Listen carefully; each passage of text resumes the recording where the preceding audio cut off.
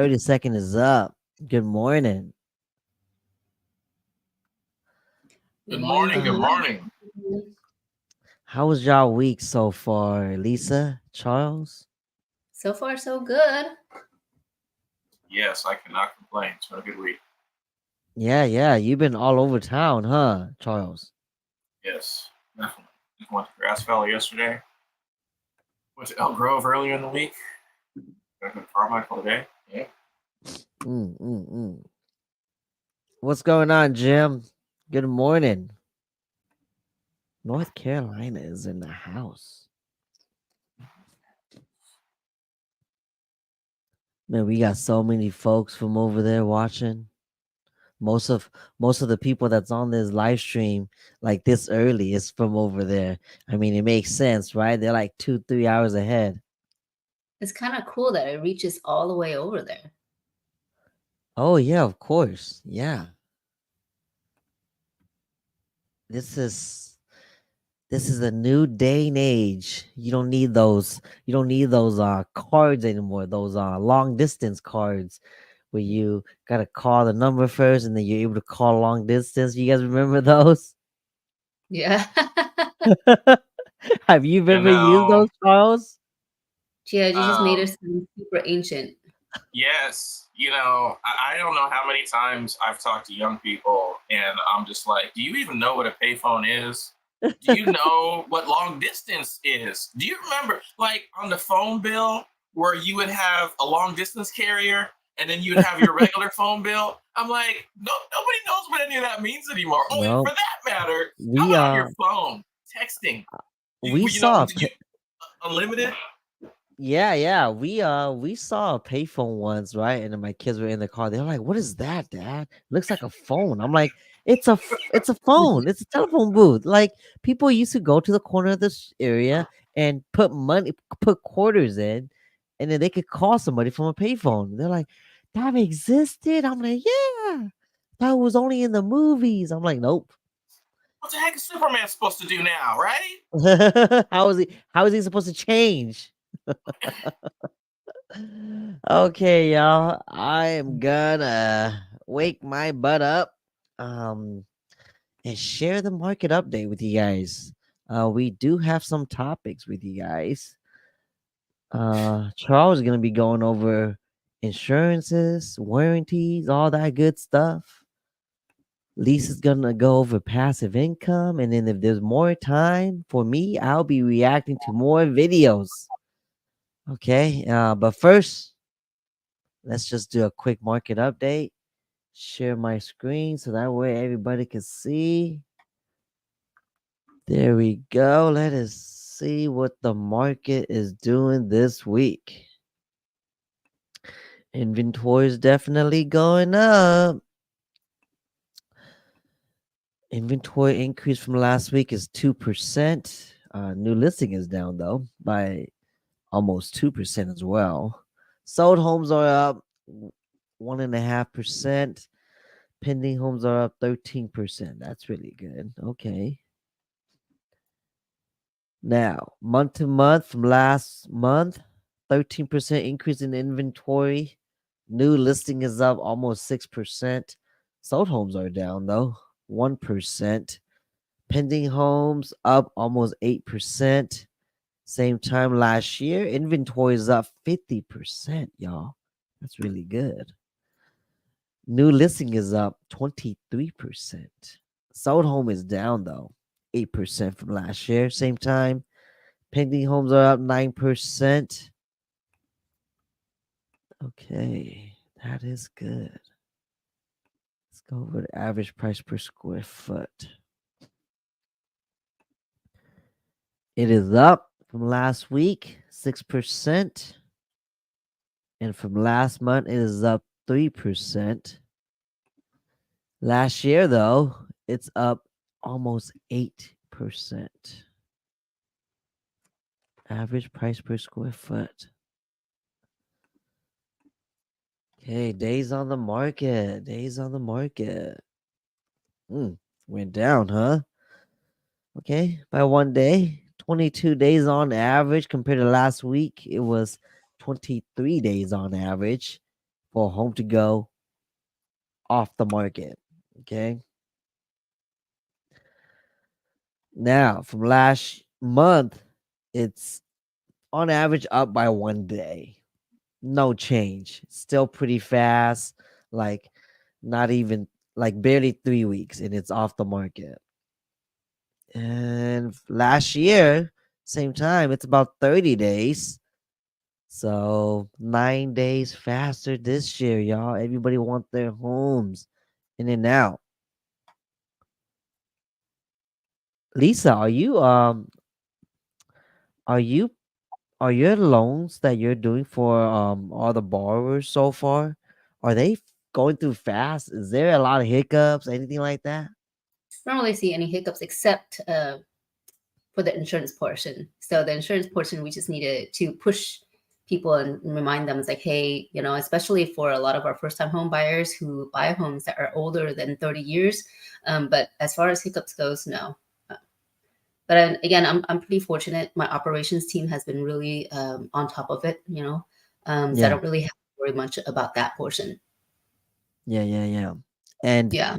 whenever there's hiccups in that, right? Like this, one of the last clients that we did, Yeah. you would go out and shop other brokers, right, or other companies. Absolutely. Absolutely. So we have the options of shopping around for our people and everything like that, make sure it's the best solution.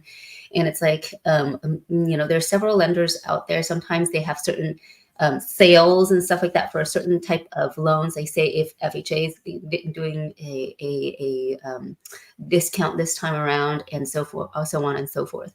So like our last transaction, actually, since you mentioned that, I totally forgot. The delay really was because the seller was in the country in order Oh yeah. for Oh the my time. god, we need to talk about that, right? Yeah, Eventually. that was a hiccup, but it wasn't on our side. No, for sure not. Mhm. For sure not. Okay, so for the most part, it's still just insurances then, on average. Yeah. Okay. All right, let's go over the sold prices. Ooh, it's going up, yeah. Okay, from last week, active went down by a little bit. Sold is up. Sold average sold price is up almost 7%. So this week versus last week, it's $645,000. The average home that's sold price. Mm-mm-mm-mm.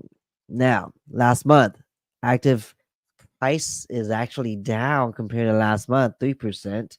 But sold, again, I care more about the sold price because this is actual comps. Okay. And it's up almost 3%, $618,000 on average this month compared to last month. So that is a increase, y'all. In the same time last year, it's up 7.5%. 7.5% is a lot, y'all. If you guys don't know, yeah, that's a lot. Just year over year. Hmm. And I think this month moving forward until like August, around there, it's gonna keep going up. Um, so yeah, I wouldn't be surprised as this thing gets close to like 700K. Gosh. Mm-mm-mm-mm-mm-mm. Okay, We're let's getting go over up there. to what'd you say? We're getting up there. We are. That is insane. Affordability is just gonna be so crazy right now, It man. is. I mean, you were talking about like the phone booths earlier, but really, I'm looking at this. It's like, wow, that's so crazy. I was living in the Bay Area where 700 back then was a huge amount already.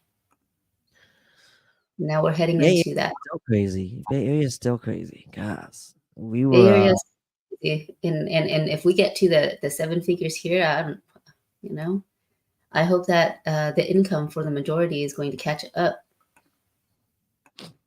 Income, yeah. That's what's gonna need to happen. But I don't Yep. think that's gonna happen. I really don't think that's gonna happen. I don't know, Chia. I didn't think it was going to happen in where I lived before in the Bay Area either. When you're in the Bay Area, you don't think it's like, you know, such a area where it would demand that. But, you know, I was at a gas station in the Bay Area recently, and yeah. I don't know what it is. Maybe it's because of the location, but almost every gas station had a sign, right? Handwritten sign on the front door saying if you're a student or if you're a group bigger than 5 people, only 5 people could go in at a time. What? So I was curious, and then I asked the cashier, I'm like, "What's up with that sign?" And then she was like, "Because when there's more than 5 people, normally they're gonna steal." Hmm. So I knew yeah, you were going to say that. yeah. Normally they would steal I did stuff. not know that. Yeah. So now they regulate. They don't let more than 5 people go in. So I haven't seen any of that here in Sacramento yet. But yeah, You know where I people saw that actually was over in Lincoln. My son used to go to John Adams over there, in and there's Lincoln. also there's also a much larger. It's right over there off of 12 Bridges. So there's also a really like a huge high school over there, right? I think it's 12 Bridges High or Whitney or whatever it is over there. It's off of 12 Bridges. Plus there's an elementary school over there, and then there's John Adams, right? So they had a sign up on the Chevron over there that said, you can't come in with your backpacks and no large groups. And I figured it was the same thing because when I would go over there to pick up my son, sometimes I'd get gas and there'd be like this huge group of kids. And then, there sometimes as kids, they'd be doing up to no good. And just the same thing. It's harder to keep an eye because then they're like, kind of huddling together and doing whatever. And then they start stealing stuff. So yeah, it's kind of crazy. Hmm. People are getting desperate. That's what it is. Wow. I mean, it's so sad. Mm-hmm. All right, months worth of inventory did go up by 0.1. So we're at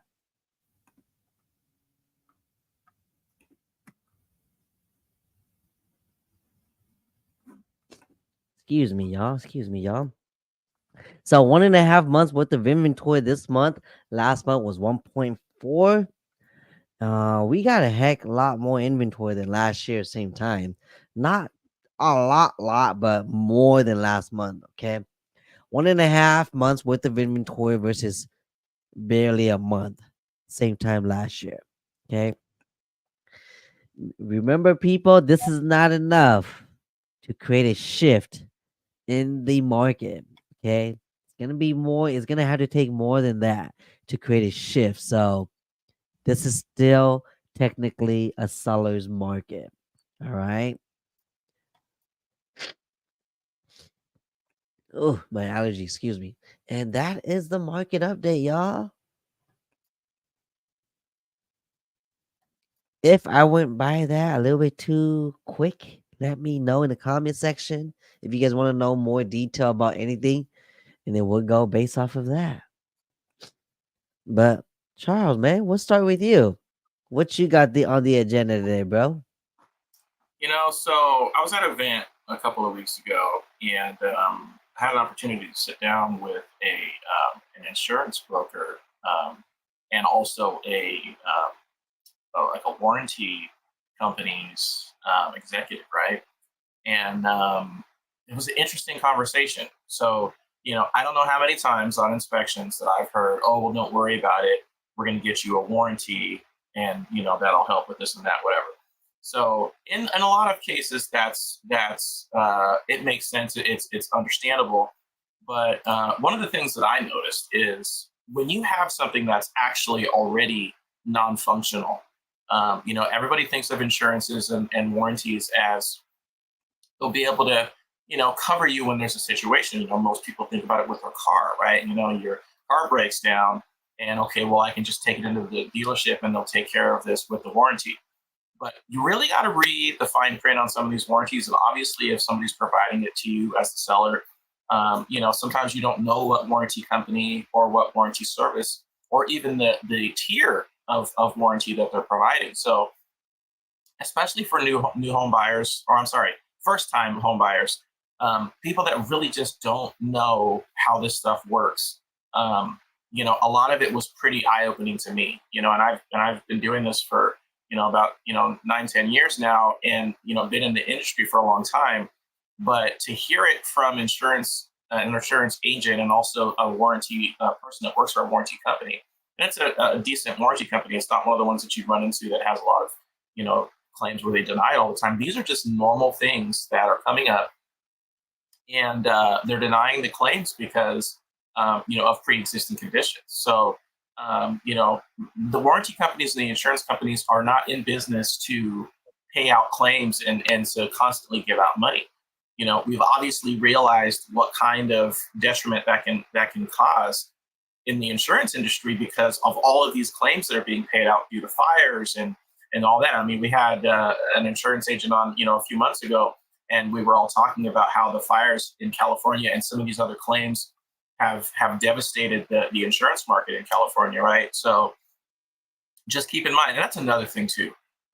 If you can pay out of pocket for some things, it's much better to not push so much into the insurance market, right? So if you have something that can easily be taken care of, and you don't necessarily have to push it into your insurance, it's not just necessarily you that it's affecting when you're saying, okay, well, I'll just have my insurance cover it, right?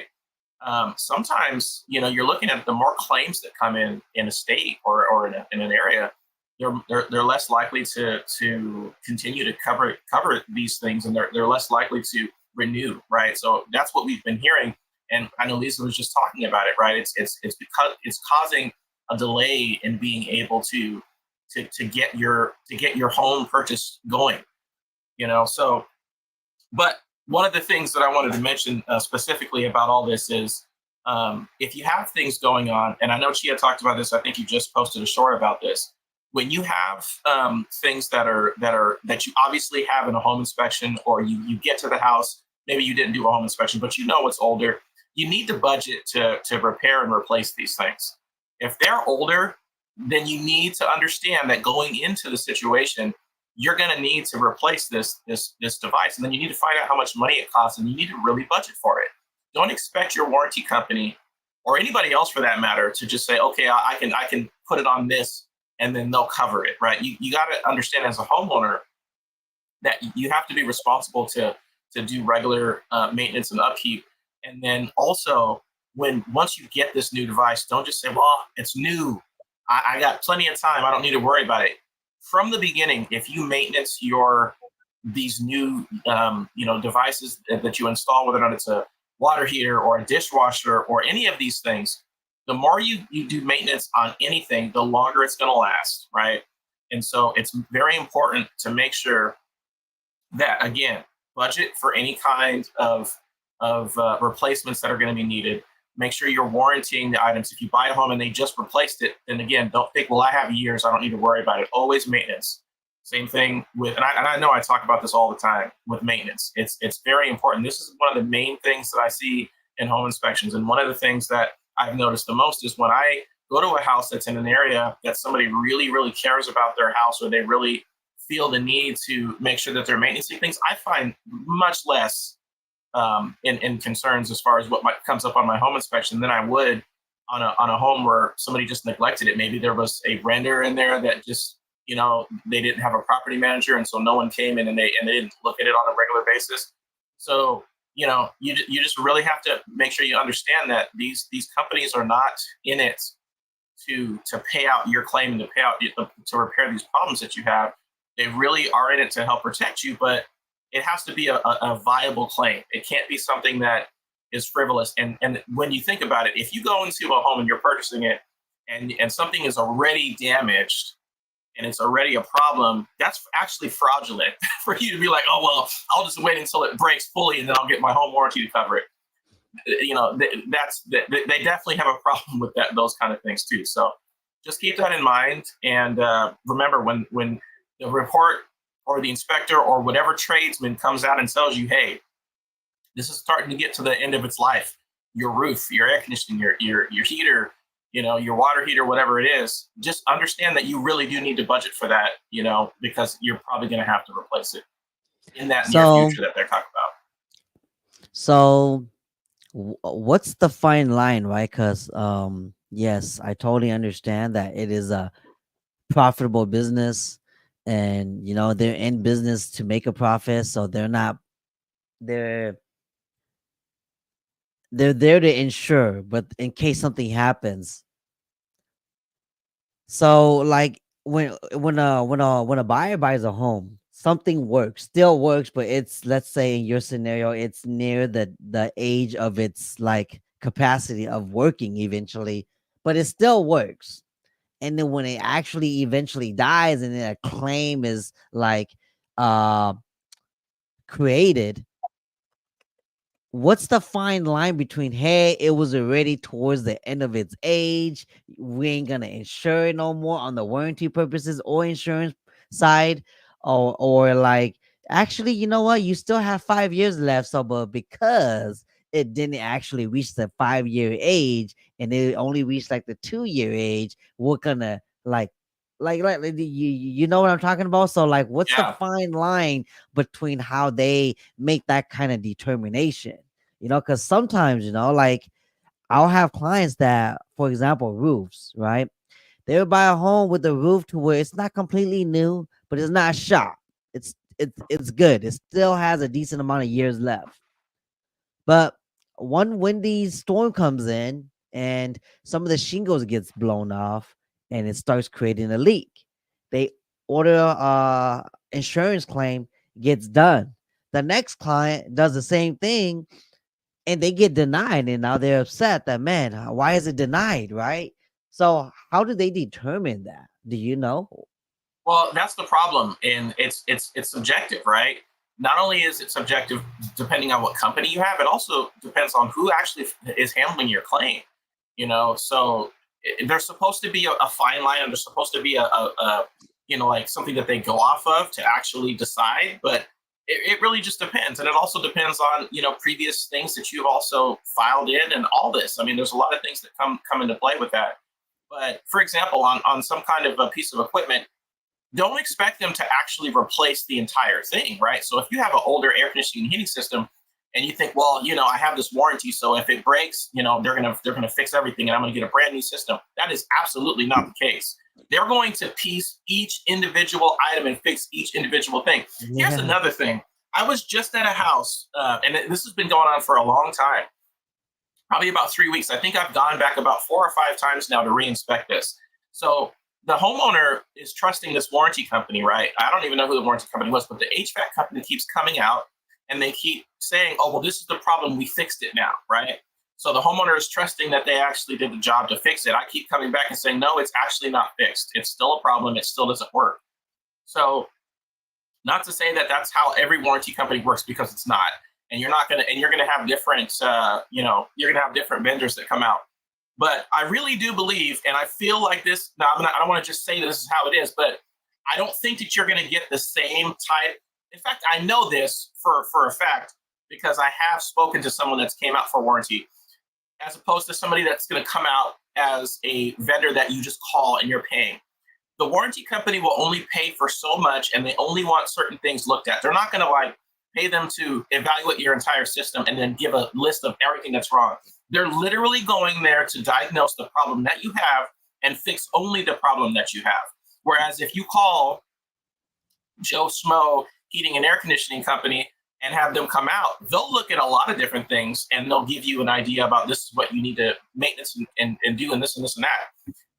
But a lot of times when you actually have a warranty company that's covering you, they're not gonna look at every single thing that you have. They're gonna look at that one thing, fix the one thing, and move on, and then that's it. And that's all they're gonna pay for. And then if you say, well, oh, I also have this going on, well, you didn't file the claim on your warranty for that, so they're not necessarily gonna even do anything about it. You might have to file another claim.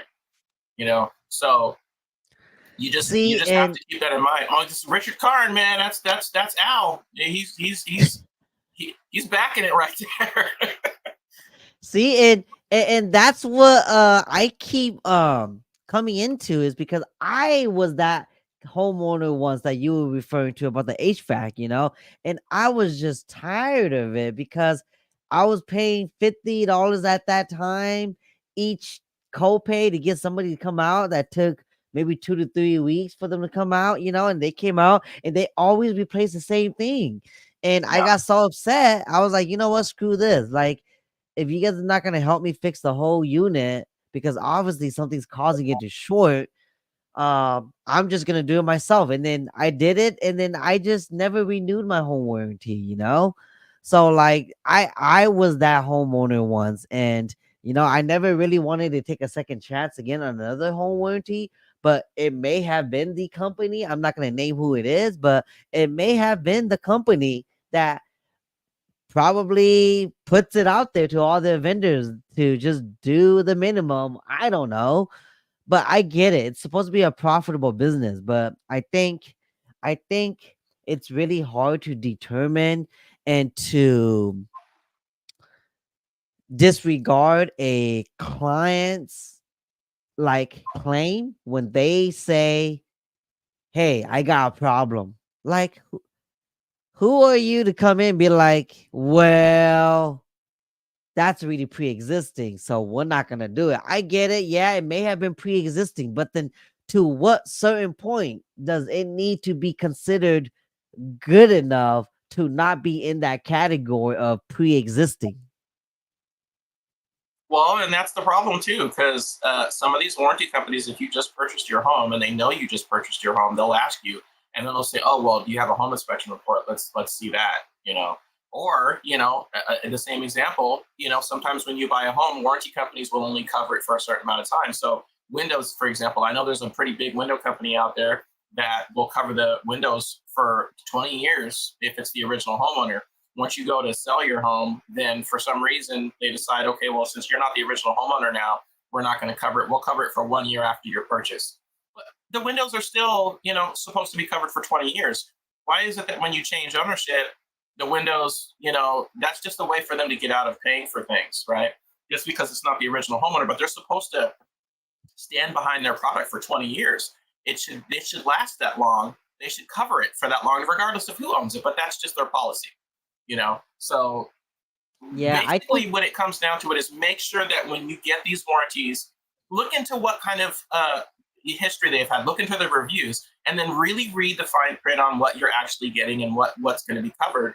And then if you have an opportunity to actually speak, just like with an agent, a insurance agent, if you have an opportunity to speak with someone that actually works at the company, some kind of representative that can actually explain to you how this stuff works, it's a good idea because they're really going to give you an idea about what to expect.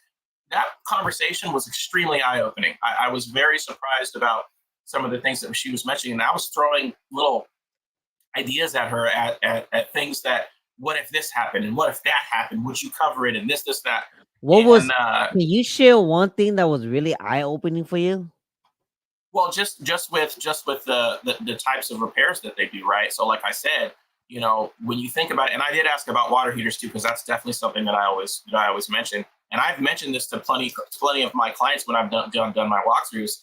The warranty company will try to repair. So, like, let's say your thermocouple's going out on your water heater. That's what decides that's what notes that there's actually heat coming from that burner, right? So that it knows that it's on and it's going to continue to let that gas flow, right? It's running. So when it's failed, it won't the water heater won't stay on, it won't turn on, and it won't heat the water. So basically, they'll come out and fix that, right? But then if the water heater is all rusted and leaking at the bottom, then okay, is it time to replace it now? Or are they going to come and fix that thermocouple, right? So some companies might just come and continue to fix that thermocouple, even though it's rusted at the bottom and it's leaking and it really should be replaced. So then when they go, if you have a company that's actually a good company and they go to replace that, they're not going to pay for everything, right? So if you have code upgrades, you need an expansion tank, or you need new piping, or you need to raise it or move it or strap it or do all these things, they're not going to pay for all that stuff. They're going to pay for the problem, and then you have to pay for everything else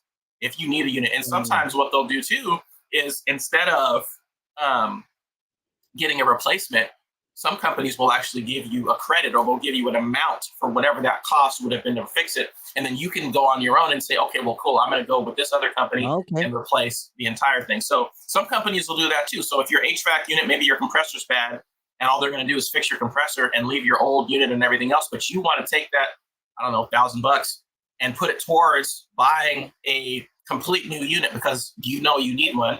That's sometimes an option with some companies too. So it really just depends. But that was one of the things that was the most eye opening for me is just, really that they're not replacing that much. And then the homeowner really does have to come out of pocket for a lot of those other things.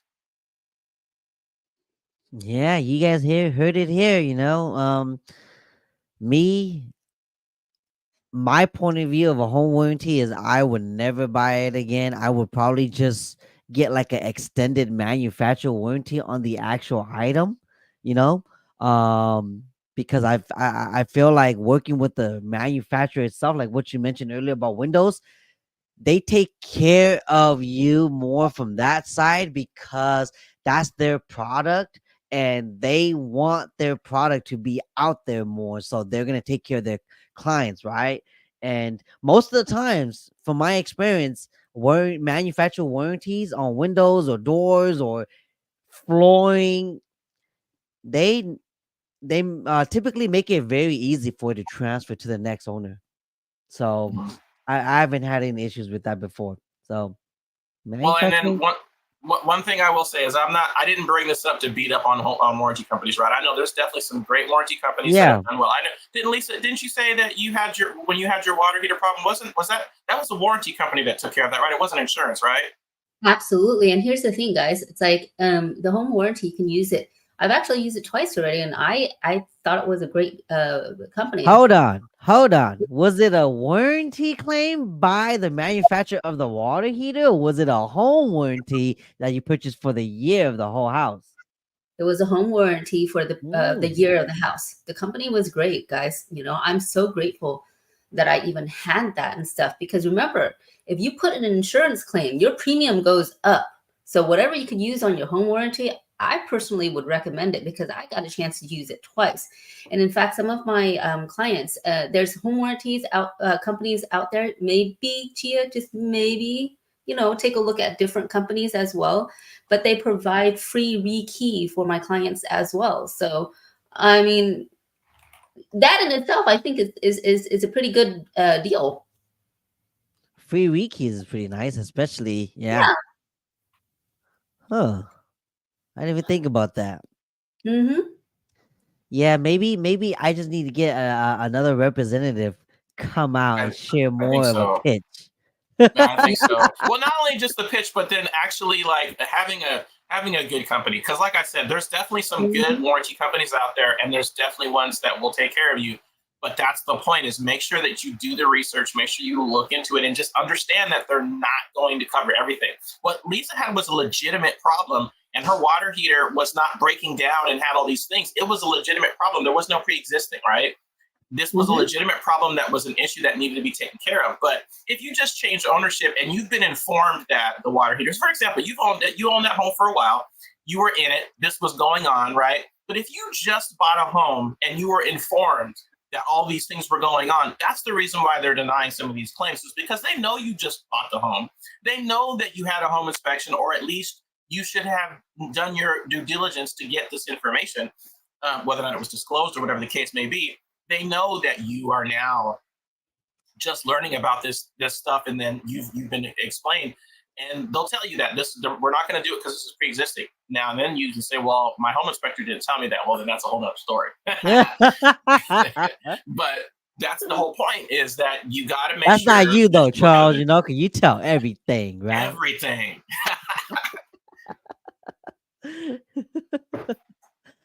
Oh man, yeah. I think we might need to have like a actual representative from a good company come in and talk about more about home warranties. Because again, the last time I spoke with somebody about that, like, and I went with their product, I just I don't know, it just gave me like a sour taste. So we probably just need like another representative from a different company to come out and talk more about the importance of it. Um, because for sure there's pros and cons, right? Like Lisa loves it because she's used it twice. She's had clients that used it. So I'm not trying to bash a home warranty. I'm just a bitter guy with home warranty at the moment. So I just need somebody to sweeten me back up. That's all. Need some good experiences. Yeah. Yeah. Okay, maybe we could talk about the next topic, passive incomes. Yeah, Lisa? This is what Oh you wanted to yeah. talk about. Well, that's the whole reason why we get into real estate to begin with, right? Because it's the more Yep. conservative that shows year after year that it will increase. And of course, you have to take a look at the numbers. We talk about this, the numbers all the time. If it makes sense for you, even though the rate is high, even though your monthly payment is a little bit higher than your rent or whatnot, at the end of the day, you're actually still building that equity for yourself. And if worst case scenario, you keep this one property. I just had this conversation with a first time home buyer yesterday. It's like, let's just say, for instance, if you're only buying one property for your whole entire life in 30 years, this person was in their mid 20s and whatnot. And I was like, by the time you retire, which is going to be much earlier, if you think about that, then you're setting yourself up for true success. Now you're minimizing your expenses and whatnot. And what is really truly that passive income? What is it that's going to get you to retirement early? And realistically, guys, I mean, unfortunately, the income, overall income, if you're working for a company, the pay increase is significantly growing at a slower rate than inflation. So the cost of food, the cost of consumer goods, and everything like that, the cost of home prices continue to rise much at a much greater pace. So in order for you to really truly retire and live the life that I hope that everybody deserves, that you're gonna have to replace some sort of an income with all of your expenses. If you can have a side hustle or a passive income that will pay for all of your basic needs, expenses, and whatnot, then that's where true retirement comes in. That's where true wealth building comes in, guys. Okay. And that, whether it be with real estate or not, personally, because this is what we're passionate about. We talk about real estate. We talk about real estate in many multiple ways: Airbnb, rental properties. Chia, I'd love to hear about your RV, Airbnb kind of business and everything like that. That's another avenue. There's people who do Turo, and that's kind of like Airbnb, but for cars, renting out your cars and everything like that. So that's a part of, personally, I feel a portion of real estate, a smaller portion, but hey, everything adds up, guys. Okay. It does. Yeah. I mean, there's Yeah. many ways to also invest in real estate too. There's real estate stocks as well. And not just real estate, but anything that can give you that passive income. If you're saving money on not having to pay a higher rent, if you got into a time where your mortgage is actually less, continue to make that payment that you would on your rent, except put that into an S&P 500, put it into another investment vehicle until it builds enough passive income where, again, all of your expenses are paid for. I know it's I was talking to my daughter the other day, right? She was like Dad, I can't wait for school to be over because I'm gonna go into cosmetology and I'm gonna do all this. I'm like, okay, cool. Yeah, that'd be great. You're really good at that. You could even start up a small business or like a little small booth or a kiosk and then grow from there. She's like, yeah, but I wanna do that when I'm on my own in an apartment. I'm like, why not a house? And she's like, because a house too expensive and I don't think I need anything that big. I'm like, why don't you rent the rooms out? I didn't think about that. And I was like, why don't you use one of the extra rooms for your business, to do your cosmetology business? Why don't you rent out the whole house when you don't want to be there no more? Like you have so much more options with a home than an apartment. And she's like, well, Dad, I didn't know about that. I think a lot of people don't really know about that, and then not just that, but then like we're talking about passive incomes, right? And when people don't really take the time to think about what they can do, because dude, sometime we'll drive around the corner and there's like all these families on the corner like, at a lemonade stand, right? Like or go door knocking and see if the neighbors will let you cut their grass. Like I've told my son to do that a few times, by the way. Like so little things like that. I think there's a lot of ways to earn extra income. Like what you mentioned earlier, I did the RV because I just love the outdoors, and I always wanted an RV because my wife prefers glamping than camping. So that's why I got it, you know? And then at the same time, I was kind of like, man, but I don't use it every weekend. What am I gonna do on those days that it's just sitting on my driveway collecting dust? You know what? Maybe I could rent it out. And sure enough, there's people out there that would rather rent than buy their own. Or they Hmm. would rather somebody come and deliver it to a spot at a family's house that they could come and sleep in and have their own space for the weekend versus going to a hotel that's maybe a couple miles away.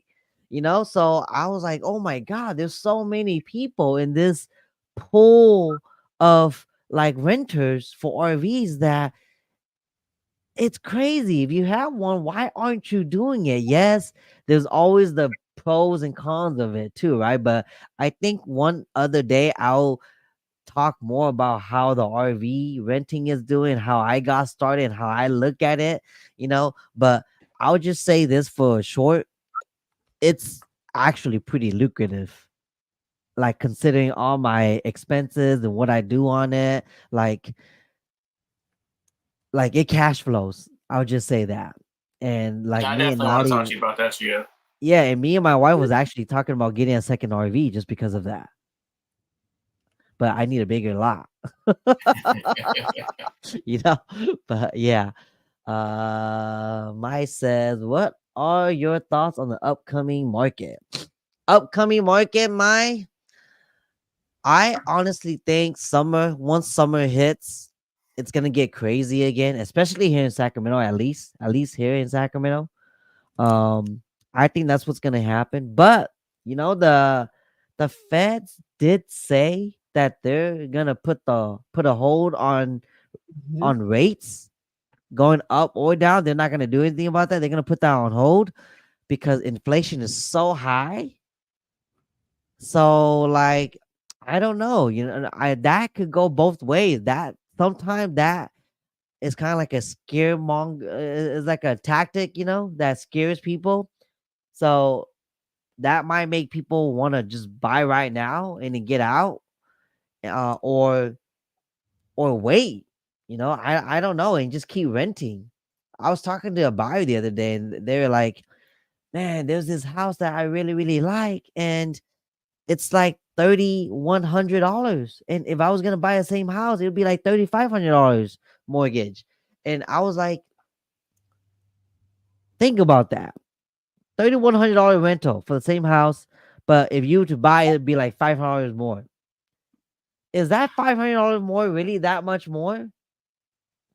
And long term, are you gonna shoot yourself in the feet over $500 a month?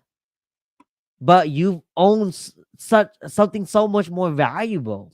And how do you know that that landlord is not going to raise the rent? Because that's oh yeah, by the way, it's also a month to month contract. It's not a like 5-year lease or a 2-year lease or anything like that. So eventually that landlord is probably going to want to raise rent, because everything's going up. They're going to feel like they're missing out. Man, what we have a buyer right now that's getting kicked out in 60 days, and they're buying right now because the family members moving in or something's going on. So they're being forced now to go back out there and look at the market, and they just don't like what the market is giving them. So they're saying the same thing every buyer is saying most of the times, right, Lisa? We should have Hmm. just bought a few years ago when we were first looking. So people shoot themselves in the foot all the time because they hope something good turns out at the end to where prices come down or rates come down. But what if it doesn't? What if none of that happens? Like nobody can control that but the feds. So do what you could control, and just budget your way into it. That's what I think is gonna happen. Good morning, Palm. Yeah, elevate. You need to elevate yourself. Exactly.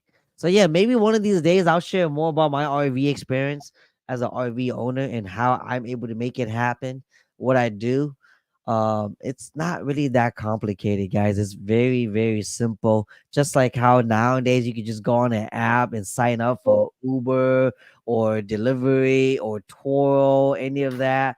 There's so many things you could do out there right now. And I kind of want to read this. This is funny. 7 best ways to earn passive income in 2024.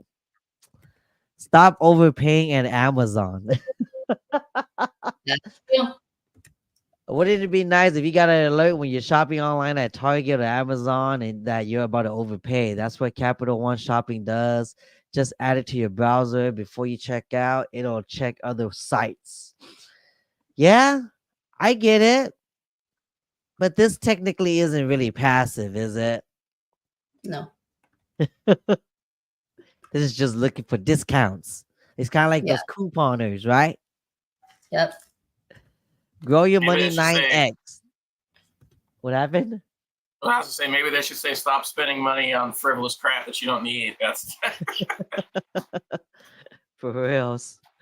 Number 2, grow your money 9x faster without risking any of it. You've been on the same bank for years, and how do they repay your loyalty? With a measly 65 cents in earnest interest every year. That's true.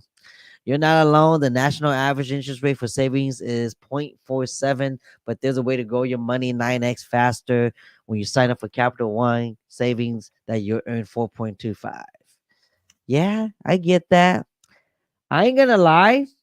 Having a savings account or an online account or a bank that's willing to give you a little bit more APY on your balance, it can be something, because obviously your bank right now, big banks, they're not giving you anything. But then there's some of these other smaller banks that are willing to give you more.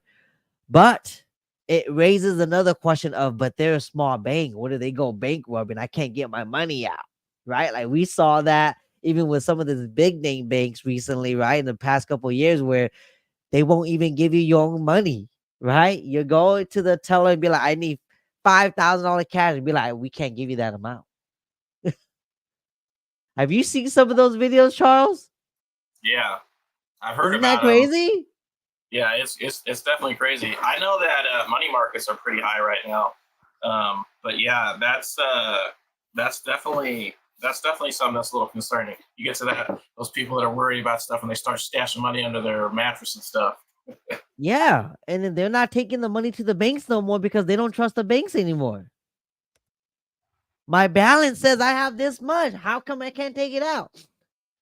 You just can't, sir. You just can't. Oh man, that is insane. Saratoga House said sold 1 month ago for 7.5. Yep. It's the area, man. I'm telling you. Real estate's still going up. Let's look at number 3. Let this cashback debit card pay you an extra $360 a year. Let's cut to the chase. If you're not getting cash back on every single purchase, you're overpaying. You know, this can definitely work out, like on things you're already buying.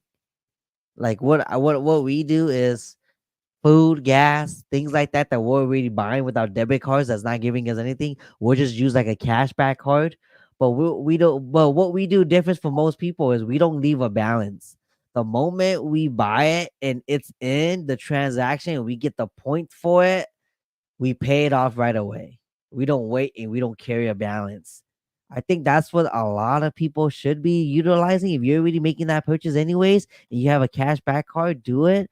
But don't fall into the trap of leaving the balance. That's when the interest rates of the credit cards eat you. Okay.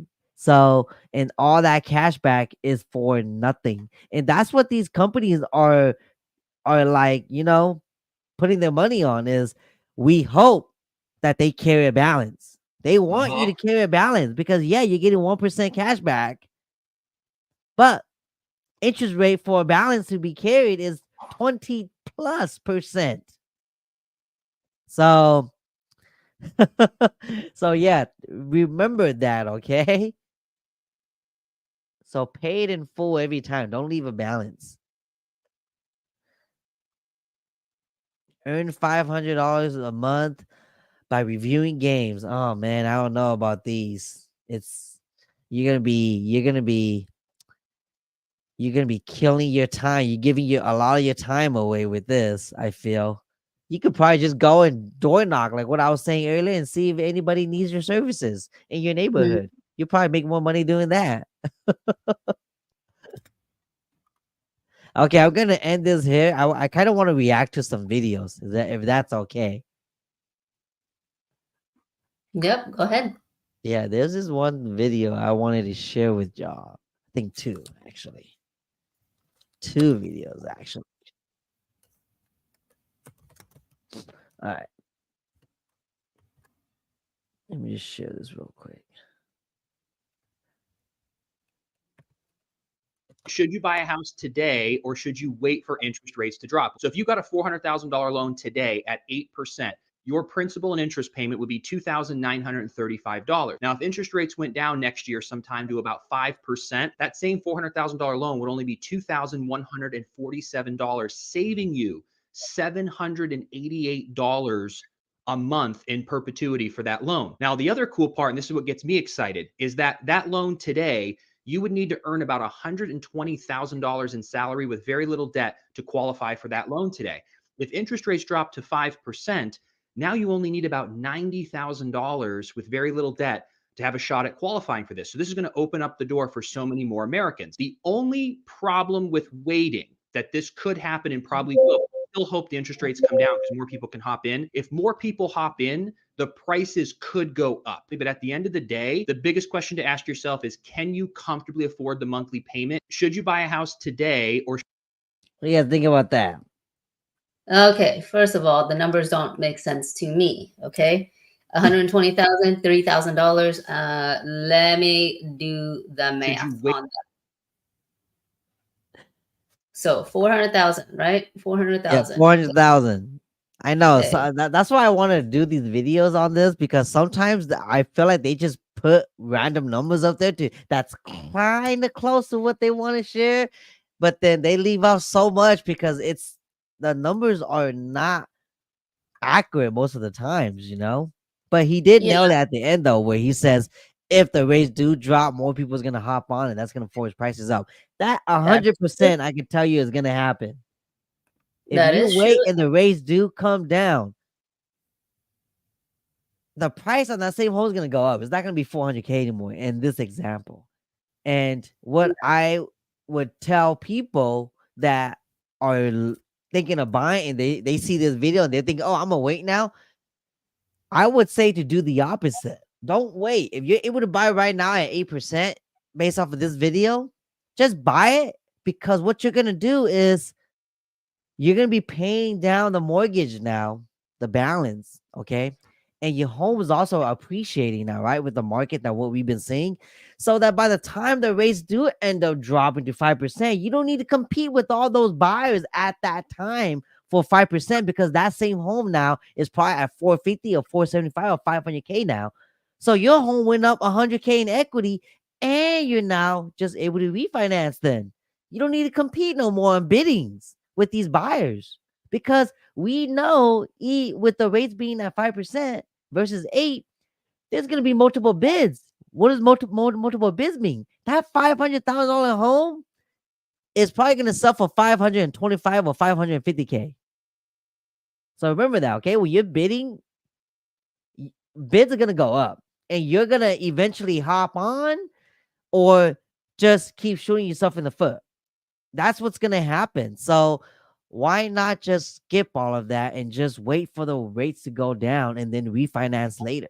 Yes, you're going to be paying closing costs again. Yes, you're going to be going through appraisals again, doing all that. But you're not going to have to overcompete and pay an extra $100,000 of equity when you already have that in your home that you bought when the rates was at 8%. So that's my take on that. Right. So this gentleman said, in order to buy a $400,000 home, you have to have at least $120,000 income, right? Well, I don't know which bank he went to told him that, because that debt to income ratio, let's assume that they only putting 3% down on a $400,000 purchase price. Okay, even at 8%, the payment, interest, taxes, and insurance comes out to be $35.22 for 8%. Okay, and we talked about this before. The debt to income ratio, that's a lot of, let's say they have perfect credit, they can go up to 50% debt to income ratio. Okay, right now it's only at 35.22. Most of the time, if you're putting 3% down, it's 45% debt to income ratio. Okay, and even if that's the case right now, this person's debt to income ratio is only 35.22. That is given that they don't have any car loans, any other debt, and everything like that too. He left out that information. Oh no. Oh no. Lisa, can you repeat that? I think she's completely frozen now. Oh no, you gave me to the good stuff. Yeah. You know what's funny? So it's like you said though too. So he was saying that you would save, almost $800, you know, in payments for that year or whatever it is that you wait. Oh, I thought she was coming. Oh, is she back? Oh, there she is. Go ahead, Am I Char. back? It's not working again. Jeez Louise. Sorry, But what were you saying?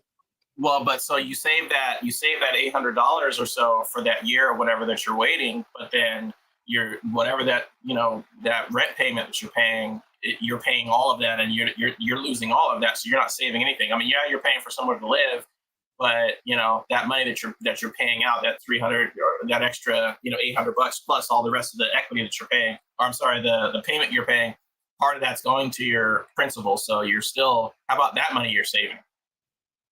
Yes. Look at it as a forced saving account, Uh-huh. A A forced forced, high yield interest yeah, account it's or a savings forcing account. you to save by putting it in your mortgage. You gotta look at it like that. Yes, it's not liquid right away to where you're gonna be able to get access to it unless you do a refinance cash out or you sell the home. Yes, but at least you're putting it into a saving account that you won't be able to touch right now to where you won't have itchy fingers to go on Amazon or Target.com, Yeah, more than frivolous purchases. Yeah. Because I'm telling you, people, like if you look in your bank accounts, there's gonna be some stuff in there that for sure you could take out. Those subscriptions that you don't need, all those Hulu subscriptions, those Disney Pluses, like gym memberships. Don't get me started on that. Or like there's all these memberships that we sign up for that we forget, you know. So like I think we could definitely find something. But man, Lisa was gonna share something good about this, but you know what? While we're waiting for her, let's go on to the next video and react to that. Because there is another video I wanted to kind of go over. Oh, you know what? I really wanted Lisa to come and watch this one. All right. Okay, so I got you on camera. Please say it one more time, because ain't nobody gonna believe this. Why can't I get my house? Why can't I get my saw this one. I saw this one. But what I'm reading here is that in 2000 that there was a eviction. In 2000, ma'am, I was born in 98. That would have made me 2 years old. So how do I have an eviction when I was 2? I do understand that. There are just several factors that we look at here, and there with the eviction, and then there's a repo in 2008. I'm not sure. Ma'am, I would have been 10 years old. I would have been 10 years old. So this is what I don't understand. Me and my girlfriend trying to get a house. What? What I don't understand is, so I know people make jokes about this all the time. Oh, I opened up a credit card in my baby name and this and that and that. Okay, but how does that even work? You know what I mean? Like, how is it possible? There's so many things that you have to go through to show this, and that when you're applying for credit. How do you just put a different social security number down and then all of a sudden, like, you put a house in that kid's name? How does that work? I don't understand how that's even possible. I don't know, but Lisa, I need you to watch this, okay, Lisa? We're gonna refresh this. Oh my gosh. Okay, so I got you on camera. Please say it one more time, because ain't nobody gonna believe this. Why can't I get my house? Why can't I get my house? I prefer no camera, but what I'm reading here is that in 2000 that there was a eviction. In 2000, ma'am, I was born in 98. That would have made me 2 years old. So how do I have an eviction when I was 2? I do understand that. There are just several factors that we look at here, and there with the eviction, and then there's a repo in 2008. I'm not. Ma'am, I would have been 10 years old. Oh wait, so me and my girlfriend trying to get a house so I can move out of my mama house. So I'm trying to see. So mama, please explain to me. Please. First and foremost, calm your voice down while we get in this room here. But mama, please explain to me how I got an eviction. How do I have an eviction when I was 2? Is that crazy, Wow. Lisa, or what? The sad thing is, Chia, this is not the first time I've seen this. I've actually been the loan officer for a person that had this situation happen. They had no idea that their parents racked up debt. Sorry, excuse me, guys. This is when my allergies started acting up. Okay. I've actually been in this situation. It's really, really sad. And the person wasn't, well, they were upset and they didn't, throw all this profanity, but it was really, really sad. There are parents out there that do take credit out in their kids' names and everything like that. They've already overused their own credit, things like that. And I was like, how does that happen and everything like that? Yeah, it can happen. And the sad thing is when you're caught, this is an identity theft type of situation. Yeah. But unless you turn your own parents in, which most people won't, right? And this happens more so with people who are in divorces and have ex-spouses that do this to them. That wasn't my first time.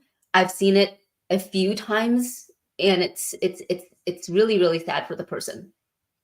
So what can the son do in this scenario? Like what Charles was saying, how does this happen to where you're a baby and you're applying for a credit card because you're on your mom's behalf because your mom did it?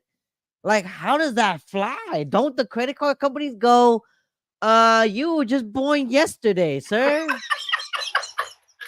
You can contest it. This one is a unusual one just because, again, the credit bureaus didn't catch up on the fact that he wasn't even born yet. Okay, so you can contest that. You can absolutely contest that. Say, hey, this is there's no way that this can be me and whatnot, and you can ask for that to be removed. I'm assuming that, I mean, doing the math in my head. Okay, first of all, this guy, if this was done before he was born and everything like that, it's a long time to be stuck on somebody's credit report. So I would say you should be able to contest that. Can I see the rest of it to see what they did? Dude, I don't think you understand, ma'am. And while you over here trying to judge me and everything like that, reading off everything, you don't know what happened to us. Okay? But man, you're supposed to be helping me co-sign, and I find out I can't even get a house because of you. Okay, so I got.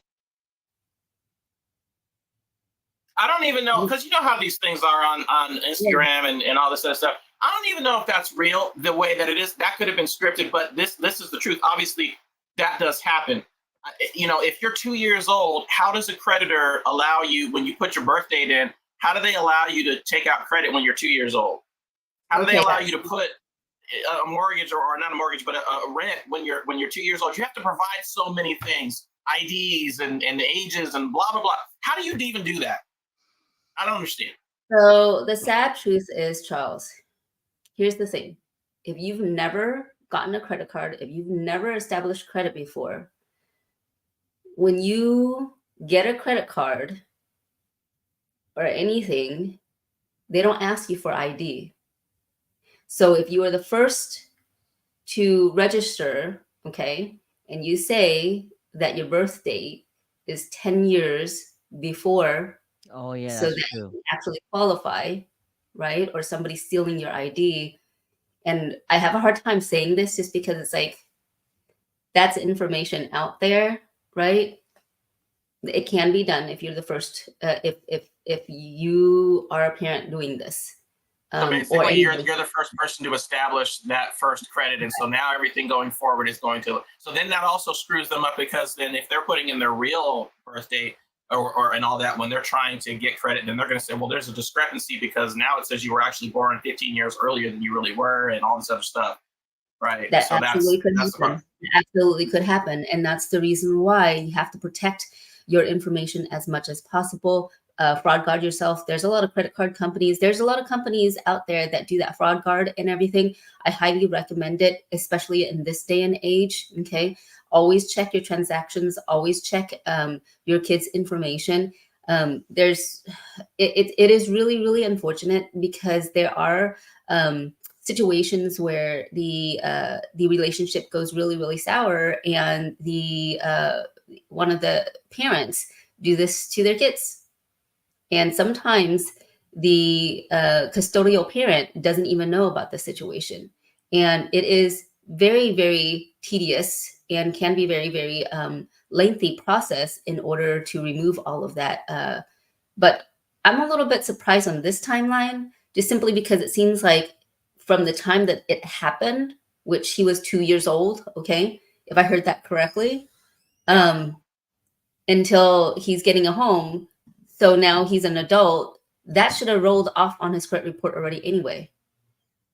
Well, that's why I feel like it's kind of, because even Yeah. what was it, a repo in 2008 or whatever, I feel like that this is one of those things where they're, because I mean, how are you going to videotape? It's like, I don't know. So I got something I want to share. I had a client once, right? She was buying a home, and her loan process took so long, Lisa. It wasn't with you. It was with somebody else. And